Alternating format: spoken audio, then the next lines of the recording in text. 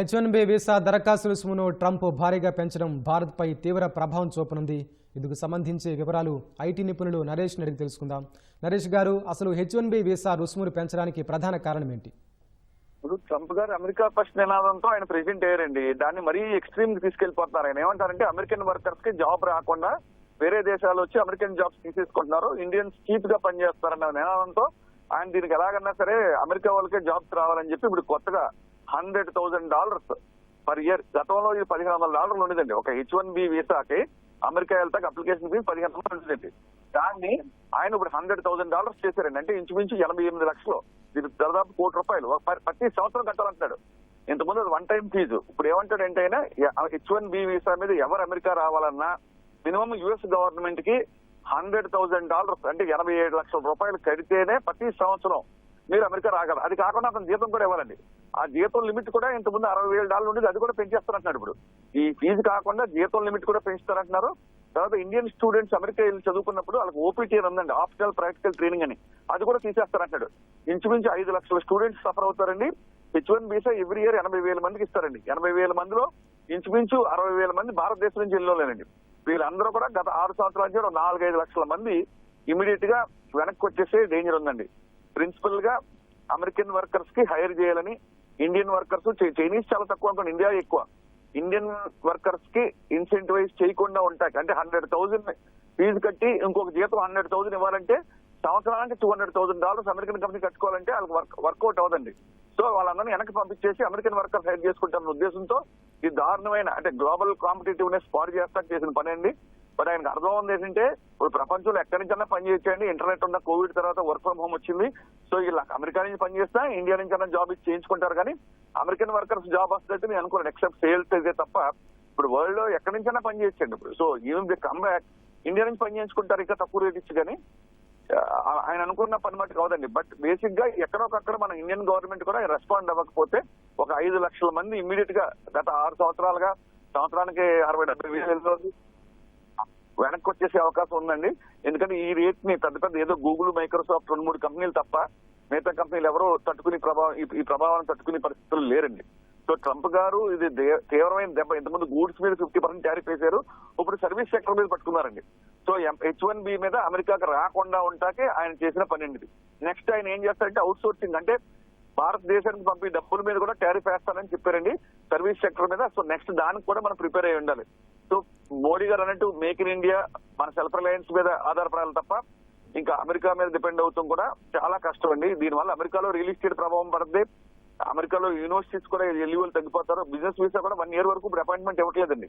So ఆయన అన్ని విధాలుగా కూడా భారతదేశాన్నే టార్గెట్ చేసి goods and services sector target చేస్తారు. ఇది అతి దారుణమైన అంశం అండి. టెక్నాలజీ సెక్టర్ కి చిన్న కంపెనీలు అమెరికాలో చాలా మంది చిన్న కంపెనీలు అన్ని మొత్తడిపోతాయండి. H1 వీసా మీద ఎవరిని తీసుకెళ్లారు. ఇంకా ఓన్లీ పెద్ద కంపెనీలు గూగుల్, మైక్రోసాఫ్ట్ తప్పనిసరి బాగా ఇంటెలిజెంట్ పీపుల్ అయితే తీసుకెళ్తారు తప్ప మిగతా అవుట్ సోర్సింగ్ అంతా కూడా ఈ ఇండియా నుంచి వెళ్ళి H1 వీసా అంతా ఆల్మోస్ట్ ఇంక జీరో అయిపోయినట్టండి ఈ దెబ్బతో. ట్రంప్ గారు ఒక చావు దెబ్బ ఇండియన్ ఐటీ ఇండస్ట్రీకి ఫస్ట్ స్టెప్. నెక్స్ట్ స్టెప్ అంటే అవుట్ సోర్సింగ్ మీద కూడా ట్యాక్స్ చేశారనుకోండి, అంటే ఇండియన్ కంపెనీస్ కి డబ్బులు పంపించినప్పుడు కూడా దాని మీద కూడా 20-25% వేస్తారని గతంలో చెప్పారండి. ఇప్పుడు ఇది అయిపోయిన తర్వాత నెక్స్ట్ దాని గూడ్స్ టారిఫ్, H1 వీసా, ఇప్పుడు స్టూడెంట్స్ కి OPT cancel చేస్తారంటాం. B1, B2 1 year వరకు ఇప్పుడు అపాయింట్మెంట్ లేదండి అమెరికన్ ఎంబసీకి. సో ఇది చాలా దారుణంగా ఒక వరల్డ్ లీడర్ గా బిహేవ్ చేయకుండా ఒక చిన్న దేశానికి ఆయన ఏదో డిక్టేటర్ లాగా బిహేవ్ చేస్తారండి. దీనివల్ల డెఫినెట్ గా షార్ట్ టర్మ్ లో ఇండియన్స్ కి అమెరికన్ వాళ్ళకి చాలా ఇబ్బందికరమైన పరిస్థితి అండి. నరేష్ గారు, ఈ ట్రంప్ నిర్ణయాన్ని అక్కడి న్యాయస్థానాల్లో సవాల్ చేసే అవకాశం ఉందా? డెఫినెట్ గా సవాల్ చేస్తారు. ఎందుకంటే ఇది ఇంటర్నేషనల్ ఫెయిర్ ప్లే. లా ఆయన ప్రెసిడెంట్ ఎమర్జెన్సీ పవర్స్ వాడతాడు ప్రతిదానికి. మనం మీరు చూసారంటే టారిఫ్స్ లో కూడా హైకోర్టు దాన్ని క్యాన్సిల్ చేసింది, ఇది చెల్లదు అని చెప్పింది అమెరికన్ హైకోర్టు. ఆయన మళ్ళీ సుప్రీంకోర్టుకి వెళ్ళారు. సుప్రీంకోర్టులో ఆయన కావాల్సిన సిస్టమ్ ఉందండి, అక్కడ మళ్ళీ గెలవచ్చు ఆయన. సో దీన్ని సవాల్ చేస్తారు. కానీ ఆయన ఇంతకుముందు హైకోర్టు కూడా టారిఫ్ ని 50% సవాల్ చేసి గెలిచారు. ఆయన చేసిన టారిఫ్ ఇల్లీగల్ అని చెప్పి అమెరికన్ హైకోర్టు చెప్పిందండి. చెప్పినప్పుడు కూడా దాన్ని సుప్రీంకోర్టులో ఆయన మళ్ళీ అపీల్ చేశారు. సో ఈయన మళ్ళీ హైకోర్టుకి వెళ్ళి వచ్చినా కూడా ఆయన సుప్రీంకోర్టుకి వెళ్ళి సుప్రీంకోర్టులో ఆయనకు మెజారిటీ ఉందండి, ఆయన కావాల్సిన జడ్జిలు ఉన్నారు.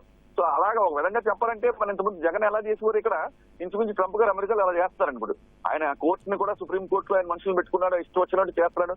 ఇది ఎవరో కూడా డెమోక్రాట్స్ అందరూ కూడా అపోజ్ చేశారండి. యుఎస్ లో ట్రంప్ గారు వాళ్ళు కరెక్ట్ కాదని చెప్పి చాలా మంది చెప్పారు. ఆయన ఏమంటారంటే టెక్ కంపెనీస్ తో మాట్లాడి వాళ్ళందరూ ఒప్పుకున్నారంటాడు. భయపడిపోయేస్తున్నారండి అందరూ. ఇంతకుముందు గత ప్రభుత్వంలో మనకి ఇండియాలో ఎలా భయపడేవారో ఇప్పుడు అమెరికాలో కూడా అందరూ భయపడిపోతున్నారండి. అలా బయటకు మాట్లాడట్లేదు.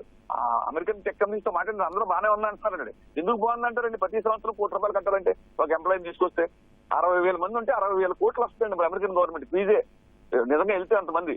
సో అంతలా దారుణంగా ఆయన బిహేవ్ చేస్తే డెఫినెట్ గా కంపెనీస్ ఛాలెంజ్ చేస్తాయండి. అయితే కొంచెం భయపడతారు ఆయన. అంటే ఛాలెంజ్ చేసి హైకోర్టులో గెలిచినా ఆయన సుప్రీంకోర్టులో ఆయన మెజారిటీతో ఆయన కావాల్సినట్టు చేసుకుంటారండి. ఆయన ఎమర్జెన్సీ పవర్ దేశ రక్షణ కోసం చేస్తాను, దేశంలో ఎంప్లాయ్మెంట్ పెరుగుతూ చేస్తాను, దీన్ని మిస్యూజ్ చేస్తున్నారు, అమెరికా వాళ్ళకి ఉద్యోగం ఇవ్వకుండా ఇండియా వాళ్ళకి ఉద్యోగం తీసుకుని మన దేశం కోసం చేస్తారనే ఆర్గ్యుమెంట్ తో ఆయన నెట్టుకొచ్చేస్తారండి దీనిని. నరేష్ గారు, ఒకవైపు ఆయన సుంకాలతో ఇబ్బంది పెడుతున్నారు, మరోవైపు మోడీ గారికి బర్త్డే విషెస్ చెప్తున్నాడు, బెస్ట్ ఫ్రెండ్ అంటున్నారు. మళ్ళా తాజాగా ఈ H1B వీసా దరఖాస్తులపై బాంబు పేల్చడం, ఈ మొత్తాన్ని ఏ విధంగా అర్థం చేసుకోవచ్చు? అంటే కొంచెం సైకలాజికల్ గా డిజార్డర్ ఉన్న వాళ్ళు చేసి పనులండి ఇవన్నీ. ఆయన పొద్దున్న ఏమన్నాడు, మోడీ గారికి విష్ చేస్తాడు, సాయంకాలం యూరోపియన్ యూనియన్ ఫోన్ చేసి చైనా మీద ఇండియా మీద 100% టారిఫ్ వేసేయండి, మీరు మేము కూడా 100% వేసేస్తామని చెప్పాడండి. వాళ్ళందరికీ యూరోప్ వాళ్ళందరికీ ఫోన్ చేసి చెప్పాడండి, మీరు అందరూ ఇండియా మీద చైనా మీద 100% వేసేయండి, మీరు వేస్తే నేను కూడా వేసేస్తానంటాడు. ఒక ఏపేమో మనతోనేమో ప్రాబ్లం సాల్వ్ అయిపోయింది అంటున్నాడు, బర్త్డే విష్ చేస్తారంటున్నాడు. ఒక ఏపీ నుంచి గూడ్స్ మీద టారిఫ్ వేసాడు, ఇంకో ఏపీ నుంచి ఏమో టెక్నాలజీ సెక్టర్ మీద ఇప్పుడు H1B మీద వేసాడు, నెక్స్ట్ అవుట్ సోర్సింగ్ మీద కూడా వేస్తాడండి. ఇప్పుడు మూడో విషయం మనం గ్రహించవలసింది ఏంటంటే నెక్స్ట్ ఇండియన్ కంపెనీస్ కి అమెరికా నుంచి వచ్చే డబ్బుల మీద కూడా టారిఫ్ వేస్తాడండి ఆయన.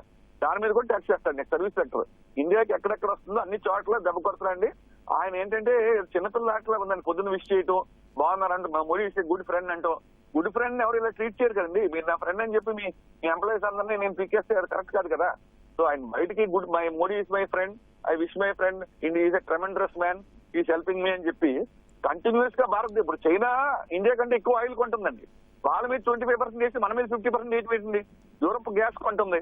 ఆయన ఓన్లీ ఇండియన్ టార్గెట్ చేస్తాడు. మోడీ గారు ఫ్రెండ్ అని చెప్పి 100% ఇప్పుడు ఎక్కువ ఆయిల్ కొని రష్యా నుంచి చైనా, వాళ్ళ మీద 25% వేసి మన మీద 50% వేసాడు. ఎక్కువ గ్యాస్ కొనేది యూరోప్, వాళ్ళ మీద వేయకుండా మన మీద వేసాడు. సో మనం ఏదో ఆయనకు అమాయకంగా కనబడుతున్నాం. సో మన మీద కక్ష సాధింపగా డెఫినెట్ గా వ్యవహరిస్తున్నాడు, అందులో డౌట్ లేదండి. ఆయన చేసేదానికి లాజిక్ లేదు, ఇది లేదు. గతంలో చైనా ఇప్పుడు గూగుల్ వాడదండి, అక్కడ బయట సెర్చ్ ఇంజిన్ వాడతారు, అక్కడ వాట్సాప్ వాడరు. మన గవర్నమెంట్ కూడా అలాంటి చర్యలు తీసుకుని ఈ మైక్రోసాఫ్ట్ ఇవన్నీ కూడా ప్రొపరేటరీ సాఫ్ట్వేర్స్ అన్ని బ్యాన్ చేసి లైనక్స్ ఇటువంటి ఓపెన్ సోర్స్ సిస్టమ్స్ కి వెళ్ళి మన ఓన్ సెర్చ్ ఇంజిన్ డెవలప్ చేసి మన ఓన్ వాట్సాప్ ఇలాంటివన్నీ డెవలప్ చేసి ప్రమోట్ చేస్తే తప్ప ఎప్పటికన్నా వీళ్ళతో ఇబ్బంది అండి. ఆ సర్వర్స్ అన్ని అమెరికాలో పెట్టుకుని మన డేటా అంతా వాళ్ళ దగ్గర పెట్టుకుని మనల్ని ఎప్పుడన్నా ఇబ్బంది పెట్టచ్చండి. ఇప్పటికన్నా మన ఇండియన్ గవర్నమెంట్ మేలుకుని అమెరికన్ కంపెనీస్ మీద కూడా రిలై అవ్వకుండా మన సొంత దేశీ ప్రొడక్ట్స్ మీద ఓపెన్ సోర్స్ ప్రొడక్ట్స్ అన్ని డెవలప్ చేసుకుంటాం చాలా ముఖ్యమైన. ప్రధానమంత్రి గారు ఇమీడియట్ గా దీని మీద దృష్టి పెట్టి చైనా ఏదైతే 5 సంవత్సరాల క్రితం చేసిందో వాళ్ళ అమెరికన్ కంపెనీస్ మీద ఏది మీద రిలై అవ్వరండి. అన్ని వాళ్ళ సొంత ప్రొడక్ట్సే, సెర్చ్ ఇంజిన్ కానీ, ఈమెయిల్ కానీ, వాట్సాప్ కానీ, మనం అన్ని అమెరికన్ కంపెనీస్ మీద రిలై మన 150 కోట్ల మంది కూడా అమెరికాకి డబ్బు ఇస్తా ఆయన మన అలా ట్రీట్ చేయడం కరెక్ట్ కాదండి. దీన్ని మనం తీవ్రంగా ఖండిస్తున్నాం.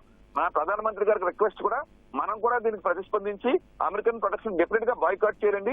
ఈ ఏదైతే అనవసరమైన వాళ్ళు చేసి అన్ని జంక్ అండి, మనకి పెప్సీ అని, కోక్ అని, చిప్స్ అని, లేస్ అని ఇవన్నీ చెత్త ప్రొడక్ట్స్ అన్ని మనం చేసి మన డబ్బులు అమెరికా పట్టుకెళ్ళి ప్లస్ ఈ అమెరికన్ కంపెనీస్ యొక్క ప్రొడక్ట్స్ అన్ని ఇక్కడ అమ్మి మన ఇండియాలో వీ కెన్ డెవలప్. మన ప్రధానమంత్రి గారు ఇవన్నీ టీసీఎస్ ని, గూగుల్ ని, ఇలా మన ఇన్ఫోసిస్ అందరినీ పిలిస్తే వీరంటికి ఈజీగా ఆటోమేటిక్ గా they can develop open source technology products అని డబ్బులు పెట్టి కొనక్కర్లేదు. మీరు చూడండి, ప్రతి కంప్యూటర్ కి మైక్రోసాఫ్ట్ దానికి లైసెన్స్ ప్రతి సంవత్సరం కొనుక్కోవాలి, రెన్యూ చేయాలి. ఎందుకండి మన లైనక్స్ అయ్యి ఎందుకు వాడకూడదు? సో ప్రధానమంత్రి గారు ఒక టాస్క్ ఫోర్స్ పెట్టి ఏదైతే అమెరికన్ కంపెనీస్ ఇండియాలో లాభాలు పొందుతున్నారో వాళ్ళన్నింటినీ కూడా ఇండియన్ మార్కెట్ వాళ్ళకి కొంచెం రివర్స్ ఒక దెబ్బ కొడితే తప్ప ఆయన మన మీద దెబ్బ కొడితే మనం ఊరుకుంటాం కరెక్ట్ కాదండి. సో డెఫినెట్ గా ఇండియా సెల్ఫ్ రిలయంట్ అవ్వాలి. చైనా ఆల్రెడీ చేసిందండి, ఆయన చైనాకి భయపడే ట్యాక్స్ చేయలేదు, మనకు భయపడలేదు. అందుకనే మన తీవ్రంగా ఇబ్బంది పడుతున్నారండి. దీనికి డెఫినెట్ గా ఇండియన్ గవర్నమెంట్ రియాక్ట్ అయ్యి నా రిక్వెస్ట్ ప్రైమ్ మినిస్టర్ గారికి ఇమీడియట్ గా ఆల్ అమెరికన్ ప్రొడక్ట్స్ మీద కూడా మనం కూడా లివీ వేస్తే తప్ప ఆయన దారిలోకి రాడండి. ధన్యవాదాలు నరేష్ గారు.